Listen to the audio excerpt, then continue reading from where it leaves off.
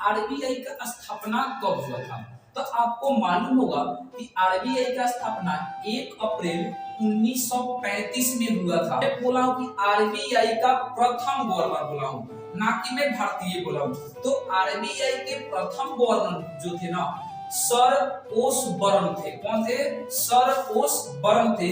और ये जो थे अंग्रेजी गवर्नर था, यानी अंग्रेज का गवर्नर। आरबीआई का मतलब आरबीआई का प्रथम भारतीय, ध्यान रखिएगा इस क्वेश्चन को आप नोट कर लीजिएगा। प्रथम पूछेगा तो सर ओसबर्न थे, जबकि भारतीय गवर्नर कौन थे? तो सीडी देशमुख थे। वेस्ट कर दें।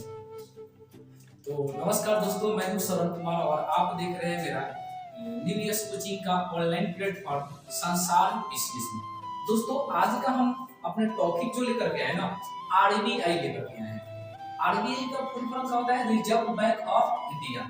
इससे बहुत सारे क्वेश्चन बन लेता है और बहुत सारे मेरे भाई बंधु जो है ना, इसको गलत करके आते हैं। तो इस वीडियो में आपको इत्मीनान से जितने भी क्वेश्चन बन सकता है, मैं सारे के सारे एक ही वीडियो में लेकर के आया हूँ।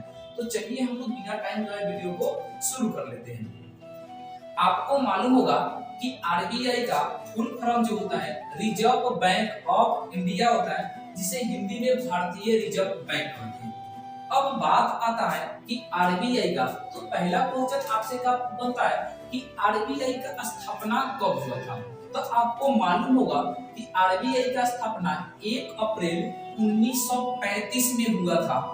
और एक किस अधिनियम की सिफारिश पर हुआ था? अब आरबीआई का स्थापना जो होता है 1 अप्रैल 1935 पर, तो किस अधिनियम के सिफारिश पर हुआ था? तो आपको मालूम होगा भारतीय रिजर्व बैंक अधिनियम 1934 के अनुसार आरबीआई का स्थापना हुआ था। आरबीआई का अधिनियम आया था 1934 में, जबकि स्थापना हुआ था 1935 में। आपको याद रखिएगा। अब नेक्स्ट जो है आरबीआई का पहला मुख्यालय, मतलब कि जब आरबीआई का स्थापना 1935 में हुआ था, तो उस वक्त मुख्यालय इसका कहाँ था? तो आरबीआई का पहले जो मुख्यालय जो था कोलकाता में था। कहाँ पे था? कोलकाता में था। लेकिन वहां से उसको वर्तमान समय में ना बदल दिया गया और वर्तमान समय इसका मुख्यालय कहाँ पे हो गया? मुंबई में हो गया। तो क्वेश्चन आपसे पूछ सकता है कि आरबीआई के पहले मुख्यालय कहाँ पे था? तो कोलकाता में था। और वर्तमान समय में कहाँ पे है? तो मुंबई में। अब आता है कि मुंबई में कब से बनाया गया। तो आपको मालूम होगा कि आरबीआई का मुख्यालय जो वर्तमान समय में मुंबई में है, इसको 1937 में यानी 1937 ईस्वी से यहाँ पे बनाया गया। अब देखिएगा अगला जो है आपका आरबीआई का राष्ट्रीयकरण कब हो गया। अभी क्वेश्चन का बताएं, आरबीआई का स्थापना जो हुआ था रिजर्व बैंक ऑफ इंडिया का 1935 में, अधिनियम था 1934 में, पहले मुख्यालय था कोलकाता और वर्तमान में हो गया है कौन? मुंबई। तो राष्ट्रीयकरण कब किया गया? तो आपको मालूम होगा कि देश के आजादी जो मिला था 1947 में हुआ था, देश हमारा आजाद। और उसके ठीक 2 साल बाद 1 जनवरी 1949 में इस बैंक का राष्ट्रीयकरण कर दिया गया। नेक्स्ट आपका लाइन है कि आरबीआई का प्रथम गवर्नर। ये कई बार क्वेश्चन पूछ लेता है और बहुत सारे लोग इसे गलत कर देते हैं। मैं बोला हूं कि आरबीआई का प्रथम गवर्नर बोला हूं, ना कि मैं भारतीय बोला हूं। तो आरबीआई के प्रथम गवर्नर जो थे ना, सर ओसबर्न थे। कौन थे? सर ओसबर्न थे। और ये जो थे अंग्रेजी गवर्नर था, यानी अंग्रेज का गवर्नर था। कब से कब था? तो 1 अप्रैल 1935 से लेकर के 1937 तक था, यानी मात्र 2 साल तक ये गवर्नर रहा। लेकिन इसके ठीक बाद आरबीआई का प्रथम भारतीय, ध्यान रखिएगा इस क्वेश्चन को आप नोट कर लीजिएगा, प्रथम पूछेगा तो सर ओसबर्न थे, जबकि भारतीय गवर्नर कौन थे? तो सीडी देशमुख थे। अब सीडी देशमुख को कब आरबीआई का गवर्नर बनाएगा? तो 1943 से लेकर 1949 तक ले इन्हें आरबीआई का गवर्नर बनाया गया। नेक्स्ट जो क्वेश्चन आपका है कि आरबीआई का प्रतीक चिन्ह क्या है। आपको मालूम होगा कि आरबीआई पर एक लोगो लगा रहता है, उस चीज को हम लोग प्रतीक चिन्ह के नाम से जानते हैं। तो आरबीआई का प्रतीक चिन्ह क्या है? तो तार का वृक्ष एवं रॉयल बंगाल टाइगर। इनमें कितने चित्र होता है? एक होता है तार का वृक्ष और दूसरा होता है रॉयल बंगाल टाइगर। तो ये आपको देखने को मिलता है। अब बात आती है कि आरबीआई में कितने लोग काम करते हैं, यानी आरबीआई में कितने लोग रहते हैं। तो कुल टोटल मिलाकर कितने लोग रहते हैं? 5 लोग रहते हैं, जिनमें से एक जो होता है गवर्नर होता है और इसके अलावा 4 जो होते हैं डिप्टी गवर्नर होते हैं।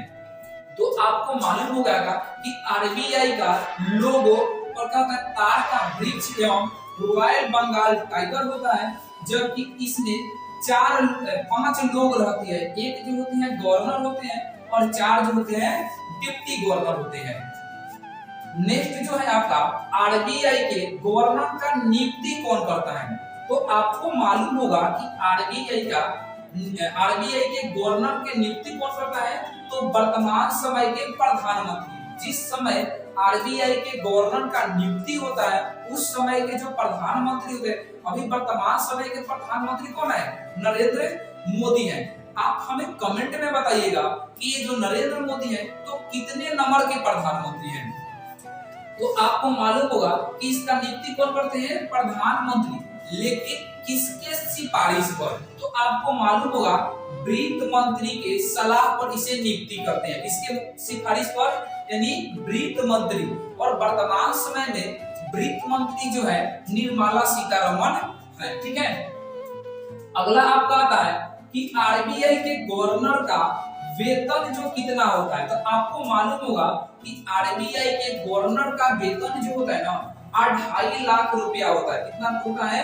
2.5 लाख रुपया होता है। और आपका सेकंड जो क्वेश्चन पूछ लेगा कि आरबीआई का जो गवर्नर होता है ना उसका कार्यकाल कितने समय के लिए होता है। तो आपको मालूम होगा कि इसका आरबीआई का गवर्नर का वेतन जो होता है ना 2.5 लाख होता है, जब इसका कार्यकाल जो होता है मात्र 3 साल के लिए होता है। तो यहाँ पे बहुत सारे भाई बंधु गलत कर देते हैं कि आरबीआई के गवर्नर का कार्यकाल जो होता है मात्र 3 साल के लिए होता है, ना कि 5 साल के लिए। ठीक है, अगला देखिए क्वेश्चन आपका है कि आरबीआई के गवर्नर का हस्ताक्षर कितने रुपए के नोट पर होता है।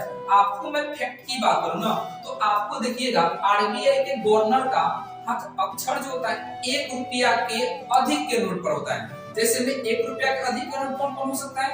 2 रुपया का नोट हो सकता है, 5 रुपया का हो सकता है, 10 रुपया का हो सकता है, 20 रुपया का हो सकता है, 50 रुपया का, 100 रुपया, 200 और 2000 का हो सकता है। 1000 का नोट तो बंद हो चुका है। तो आपको ध्यान में रखिएगा कि आरबीआई के गवर्नर का हस्ताक्षर कितने रुपए के नोट पर हो सकता है। तो याद रखिएगा 1 रुपये से अधिक के नोट पर उसका हस्ताक्षर होता है। तो क्वेश्चन आपसे मन में आएगा कि सर 1 रुपया के अधिक के नोट पर आरबीआई के गवर्नर का हस्ताक्षर होता है, 1 रुपया से छोटे या 1 रुपया के नोट पर किसका होता है? आप ध्यान रखिएगा वित्त सचिव का होता है। 1 रुपये या 1 रुपये से छोटे के नोट, अब तो 1 रुपये से छोटे के नोट तो होता ही नहीं है, लेकिन आपसे क्वेश्चन आएगा था 1 रुपया या 1 रुपये से छोटे के नोट पर किसका हस्ताक्षर होता है? तो वित्त सचिव का होता है। ठीक है, नेक्स्ट क्वेश्चन की ओर बढ़ते हैं।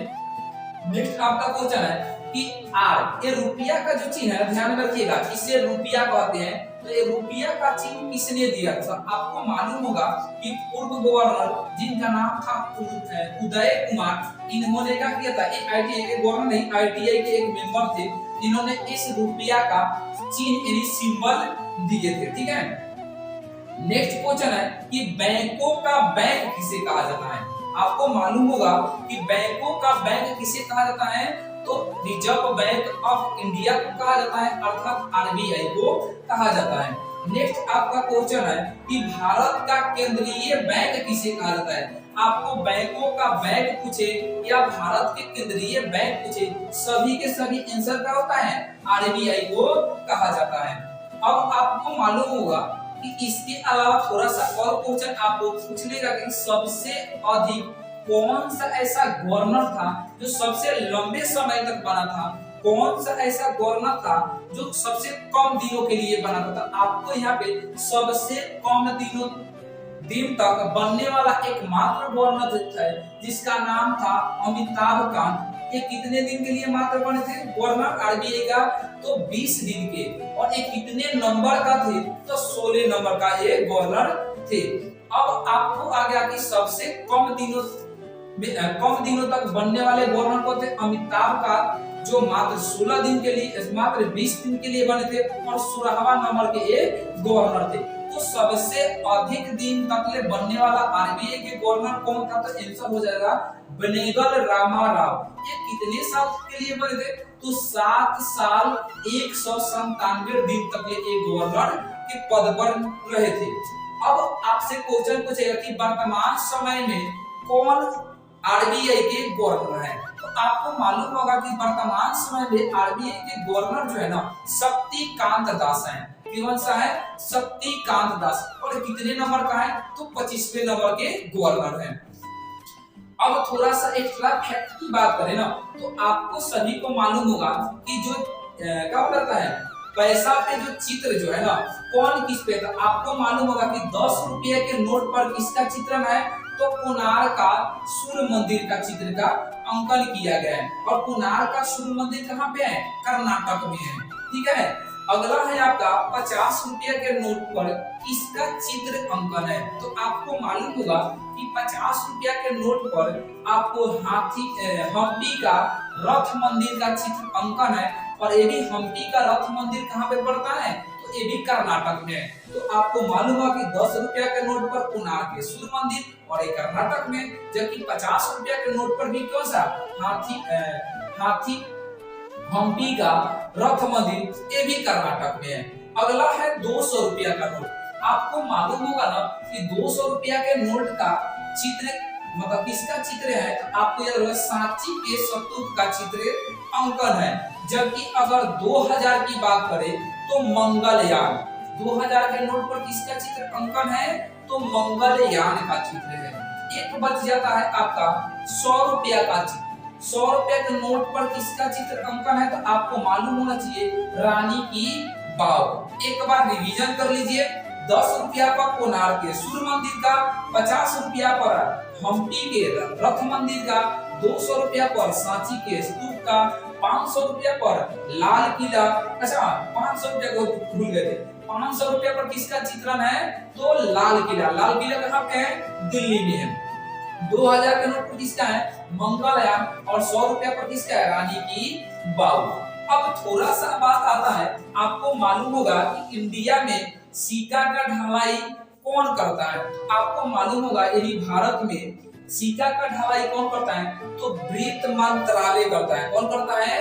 वित्त मंत्रालय करता है। और एक और क्वेश्चन पूछ लेते हैं और कई बार बना कि देवास नोट प्रेस कहाँ पे है? तो आपको मालूम होगा ना कि देवास नोट प्रेस जो है ना, मध्य प्रदेश में है। कहाँ पे है? मध्य प्रदेश में। अब दो क्वेश्चन जो है ये आपका करेंट अफेयर का है कि रेपो रेट और रिवर्स रेपो रेट क्या है। तो आपको मालूम है कि वर्तमान समय में रेपो रेट जो है ना 5.9%, जबकि 2022 में जो था 5.4% था। अब रिवर्स रेपो रेट की बात करें तो वर्तमान समय में रिवर्स रेपो रेट क्या है? तो 3.35% है। ठीक है। तो ये आपका इतना सारे क्वेश्चन बन सकता है जो एग्जाम में मैं आपको लेकर आया हूं। अभी तक ले तो मैं नहीं बोला था कि आप वीडियो को लाइक कर दीजिए और चैनल पे नई बार विजिट कर रहे हैं तो चैनल को सब्सक्राइब कर दीजिए। लेकिन आपको मालूम चल रहा है कि बहुत सारा जितने भी आपको इम्पोर्टेंट क्वेश्चन बन सकते हैं या बनने के मतलब संभावना है, मैं सारे क्वेश्चन लेकर आया हूं। तो आप नई बार विजिट किए तो प्लीज आप चैनल को सब्सक्राइब करें और वीडियो आपको पसंद आए तो अपने स्टडी ग्रुप में, चाहे फेसबुक हो गया, इंस्टाग्राम हो गया, टेलीग्राम हो गया, आप उस पे शेयर करें। हाँ, एक बात और आपको बताना चाहेंगे दोस्तों, आप भी अगर ऐसे ही मोबाइल चलाते हो और पैसा कमाना चाहते हैं तो मैं आपको एक सजेस्ट करूंगा, मैं वीडियो को लिंक में कमेंट में भी डाल दूंगा और इस पे आपको आई बटन में भी डाल दूंगा, जाकर आप देख सकते हैं कि घर बैठे सिर्फ आपको दिन का 10 मिनट निकालना है और आप कुछ ही दिन में पैसा आप भी कमा सकते हैं।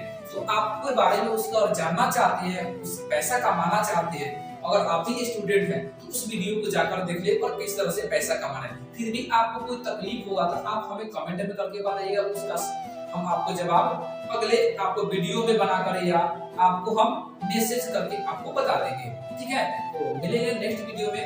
जय हिंद।